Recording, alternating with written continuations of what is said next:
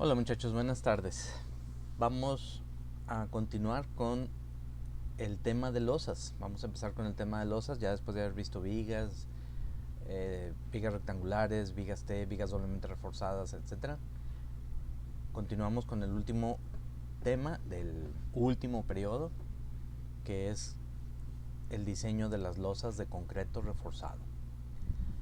Las losas no son otra cosa más que grandes placas que llevan concreto y acero y que pueden estar soportadas a su vez, o van soportadas a su vez por vigas, muros de mampostería, columnas directamente, o inclusive pueden estar apoyadas en el suelo, en el caso de las losas de cimentación.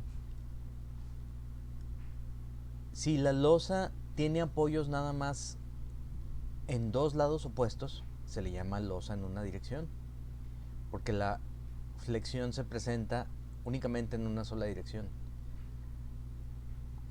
prácticamente como si fuera una viga. Ustedes pueden hacer un experimento, pueden tomar una hoja de papel de su cuaderno o tamaño carta y sostenerla nada más con sus dos manos en dos extremos de la hoja. Y van a observar que la flexión se da nada más en un sentido, en el sentido donde están sus manos, en el sentido donde están apoyando la hoja. Por eso se les llama losa en una dirección.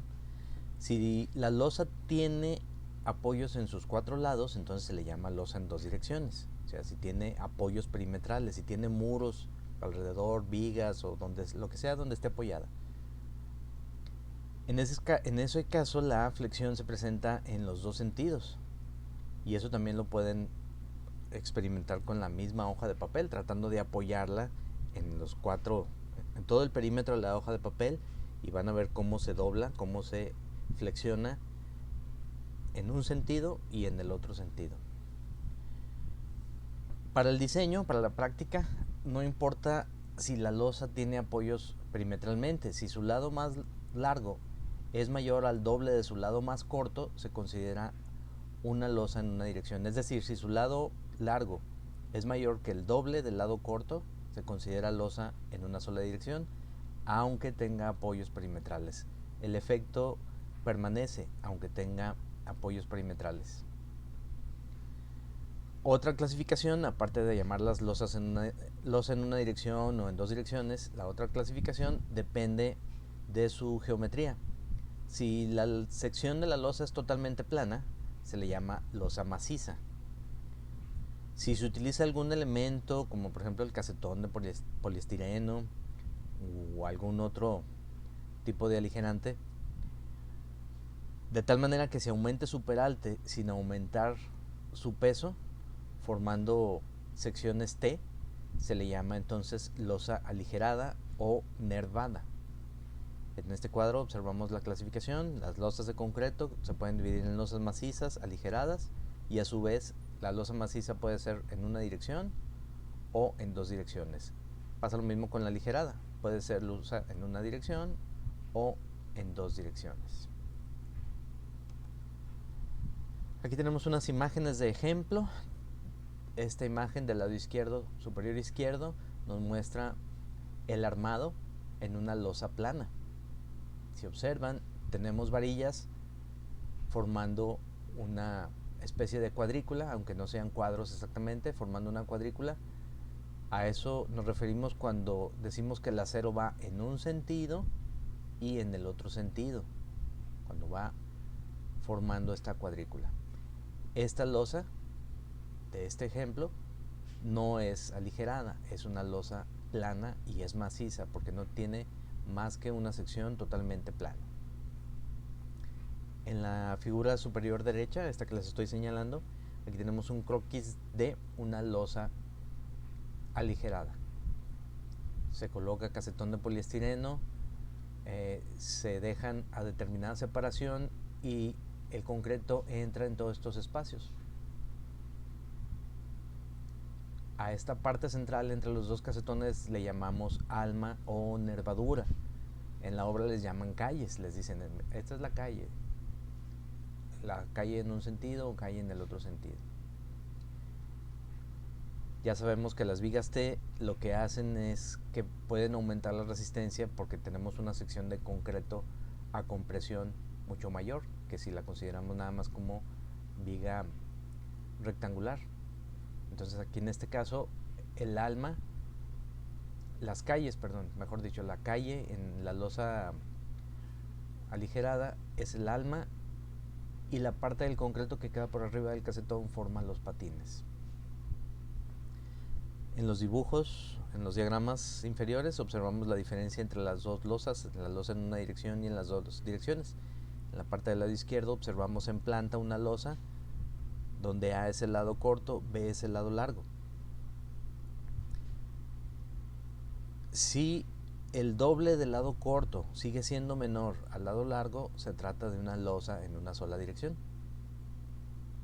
Si el 2 veces el lado corto es mayor o igual al lado largo, entonces ya tenemos una losa en dos direcciones. Y esto es importante porque el criterio de diseño es totalmente diferente.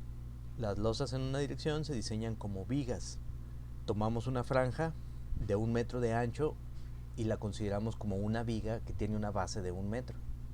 En cambio, la losa en dos direcciones no. Aquí tenemos que utilizar un análisis mucho más laborioso porque hay momentos en ambos sentidos, no nada más en el sentido del lado largo, sino también en el sentido del lado corto. En cambio, en una losa en una dirección, analizamos nada más los momentos en el sentido del lado largo. Y empezamos con el primer tipo de losa que vamos a ver, que son las losas en una dirección macizas. Es la losa más sencilla de diseñar. Las especificaciones para las losas en una dirección maciza son: el espesor mínimo que se puede utilizar para la losa es 9 centímetros. Prácticamente se utilizan 10 centímetros como mínimo en la práctica. El recubrimiento mínimo para el acero es de 2 centímetros en las losas en una sola dirección. Hay otra especificación que me dice que en los apoyos discontinuos, una de cada 3 varillas que llegan al apoyo se dobla hacia arriba. Se le llama bayoneta. Se bayonetea hacia arriba a una distancia L/4 antes de llegar al apoyo. Cuando veamos el ejemplo, en el croquis final se va a observar esta especificación. Ya les había comentado, les acabo de comentar que en las losas en una dirección diseñamos nada más la flexión en el sentido del lado largo, pero en el sentido del lado corto también lleva acero. Se coloca un acero mínimo por especificación y se le llama acero por contracción y temperatura, y se calcula con esta ecuación: 0.0018 de la base por T, donde T es el espesor de la losa.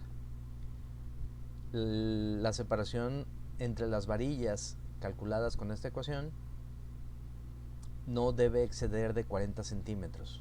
Si al aplicar esta ecuación me da más de 40 centímetros, entonces dejamos la separación máxima, 40 centímetros. El acero en el sentido del lado largo lo calculamos directamente con estas dos ecuaciones. Con esta calculamos el área de acero, pero primero tenemos que calcular el factor W, que el factor W lo obtenemos con 0.85 del F'C entre el Fy. Una vez que ya calculamos el factor W, lo sustituimos en la ecuación con la base, el peralte, el momento para el cual estamos diseñando y el Fy, y Phi, obviamente, y ya obtenemos el área de acero necesaria. Y luego hacemos la propuesta de la varilla que se va a utilizar y calculamos la separación entre varillas.